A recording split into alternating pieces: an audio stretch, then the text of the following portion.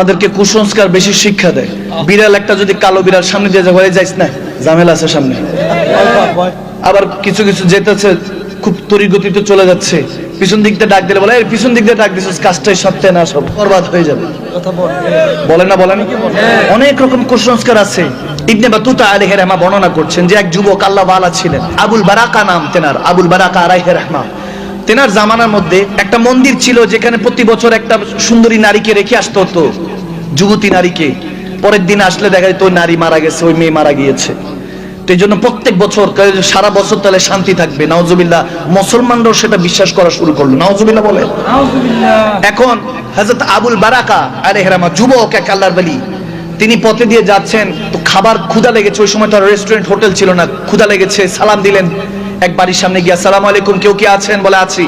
বলে একটু ক্ষুধা লেগেছে, যদি খাবার দিতেন, আমি একজন মুসাফির, মুসাফিরকে মেহমানকে খাবার খাওয়ানো সুন্নত, ঠিক না? বলে আমি মেহমান হয়ে আপনার একটু মেজবানি পেতে চাই। বলে আসেন। ভিতরে আসলো, খাবার খাওয়াচ্ছে। একজন মহিলা ছিল, খাবার দিয়ে বলতেছে আসেন। পর্দার আড়াল থেকে কান্না করছে। আবুল বারাকা ওই যুবক আল্লাহর ওলি জিজ্ঞেস করছেন, কি হয়েছে মা, কি হয়েছে, হোয়াট হ্যাপেন্ড, কি হয়েছে? বলে হুজুর, আমার জীবন অনেক দুঃখ, আমার স্বামী নেই, আমি একটা মেয়ে ছিল, আজকে সেই মেয়েটাকেও দিয়ে আসতে হবে। বলে কেন, কোন জায়গায় দিয়ে আসবা, কি বিয়ে হবে? বলে না, মন্দির আছে বাগদাদে, ওই মন্দিরের কাছে দিয়ে আসতে হবে, ওখানে নাকি ওই যে স্ট্যাচু আছে, ভগবান আছে বা যে মূর্তি আছে, তাকে ওই নারী দিতে হয়, একজন প্রতি বছরে একটা করে নারী দিতে হয়, একটা মেয়ে দিতে হয়, যুবতী মেয়ে দিতে হয়, নয়তোবা সারা বছর এই গ্রামের উপরে, এলাকার উপরে আযাব আসতে থাকে। আমার মেয়েটাকে একটাই মাত্র মেয়ে দিয়ে আসতে হবে আজকে। বলেন কি, এটা আবার কোন ধরনের কুসংস্কার? বলে এরকম দিতে হয়, নয়তোবা এলাকার ময় মুরব্বীরা আমাকে গালমন্দ করবে, দিতে হবে, কিছু করার নেই। তখন ওই আল্লাহর ওলি আবুল বারাকা আলাইহির রাহমা তিনি বলতেছে, মাগো সমস্যা নাই, আমিও দেখতে একটু যুবক, দাড়ি দুড়িও কম, এক কাজ করেন, ওই আপনার মেয়ে ড্রেস আমারে পরে আমারে রেখে এসেন। সুবহানাল্লাহ বলেন না। বলে আমি একজন মুসাফির চলে যাচ্ছিলাম, আপনি আমাকে অন্ন দিয়েছেন, খাবার দিয়েছেন, আপনি যেহেতু রিজিকের ব্যবস্থা করেছেন, তাহলে আপনার সুব্যবস্থা করবেন কে? আওয়াজ দেন না, কে? আপনার জীবনের ব্যবস্থা হয়তো বা আল্লাহ আমাকে মুসাফির হিসাবে পাঠিয়েছে। দেখেন, আল্লাহ ওয়ালাদের সাথে সম্পর্ক রাখবেন। আপনি কি মনে করছেন দুনিয়ার এই জমিনের মধ্যে কোনো আল্লাহ ওয়ালা নাই? আছে। না থাকলে কিয়ামত সংঘটিত হয়ে যেত, যেভাবে বর্বরতার শিকার আমরা হচ্ছি। যুবক দেখেন না, নারী হয়ে যাচ্ছে, বই পুস্তকের মধ্যে ট্রান্সজেন্ডার এসব নিয়ে কথাবার্তা আসতেছে। আপনারা কি এগুলো পান না? নাউজুবিল্লাহ। এগুলো নিয়ে কথা বললে চাকরিচ্যুত করে দেয়, তাকে দেশ থেকে ত্যাগ করে দেয়, তার উপরে হ্যারাসমেন্ট। দেখবেন যে সৎ পথে চলে তার উপরে বালা মুসিবত বেশি আসে। কোন রকম উপরের দিকে উঠলে নিচ থেকে টাইনা ধরার মানুষের অভাব নাই। ভালো কাজ করবে, ভালো পরামর্শ দিবে, এরকম মানুষ আজকাল সমাজে অভাব, ঠিক না? যুবকরা তো চিন্তা করে, যুবকদেরকে সারাক্ষণ গুতাইতে থাকে, কিছু একটা কর, কিছু একটা কর। তুই যদি কিছু না করিস আমরা কেমনে চলবো? আরে আপনাকে যে এতদিন চালাইছে, আপনার সন্তান কোষ, তিনি চালাবেন। তিনি কে? তিনি কে?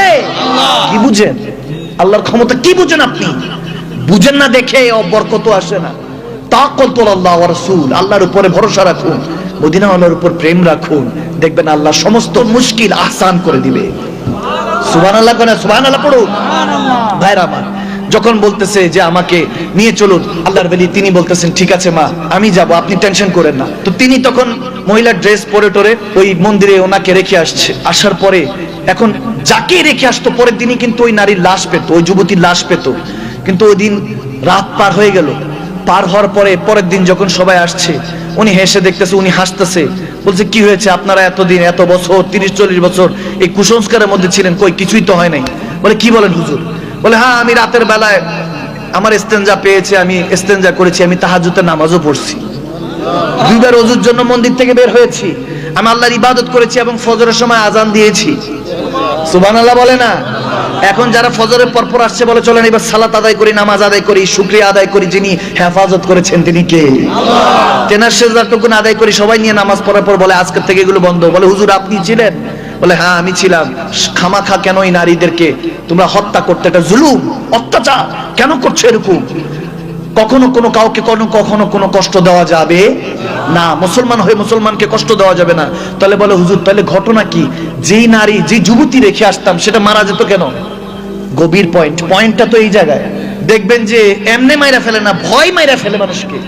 বলে ওই যে রাইখা যেত, সবাই জানে যে প্রত্যেক বছর কেউ না কেউ মারা যায়, হয়তো বা কেউ একবার মারা গেছে, এরপরের থেকে যারা সারা রাত অন্ধকার এই মন্দিরের মধ্যে পড়ে থাকে, সবাই মনে করে কোনো জিন টিন হয়তো বা আসবে, মেরে ফেলবে, কিছু ওই দেওয়া দানব ধরবে, এটা মনে করেই সকালবেলা হওয়ার আগে মারা যেত, ভয়ে মারা যেত, ঠিক কি না? বলতেছে যত যুবতী মারা গেছে সব ভয়ে মারা গিয়েছে, কোনো এখানে কোনো ক্ষয়ক্ষতি করার মতো কোনো দেওয়া দানব, কোনো জিন টিন কিছুই নেই। তবে হ্যাঁ, জিন্নাত আছে, মিনাল জিন্নাতি ওয়ান নাস, দুই জাতির হিসাব হবে, একটা হলো মানুষ আর একটা হলো জিন জাতি।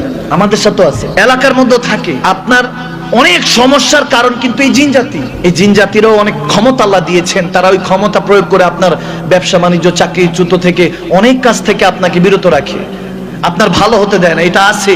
তবে এটার ওষুধ দেনেওয়ালা সেই ডাক্তার আল্লাহর ওলিরাও আছে, ঠিক কিনা? কখনো মা সাদিকিন, সে ওলি আল্লাহদের সাথে সম্পর্ক রাখলে আপনার দেও দানব শত জিন জাতি শয়তান মানুষ জাতি শয়তান কোনো ক্ষতি করতে পারবে না। হেফাজত করবেন কে? আল্লাহ ওয়ালা বান্দাদের সাথে সম্পর্ক রাখবো, তাহলে দেখবেন যে আপনার সমস্ত কিছুর মধ্যে বরকত আসতেছে। আমার আল্লাহ বলেন, বান্দা তুই যতই দুনিয়াদারির কাছে চেষ্টা করিস, দুনিয়ার মানুষের কাছে যাবি, তোকে ফেরত পাঠিয়ে দিবে। যদি তোর পকেটে মাল থাকে, টাকা থাকে, তাহলে তোকে সম্মান করবে। যেদিন বিছানায় লাশের মতো শুয়ে থাকবি অসুস্থ হয়ে, ওদিন বুঝবি দুনিয়ার আপন জনা আজকে আছে কালকে নাই, ঠিক কিনা?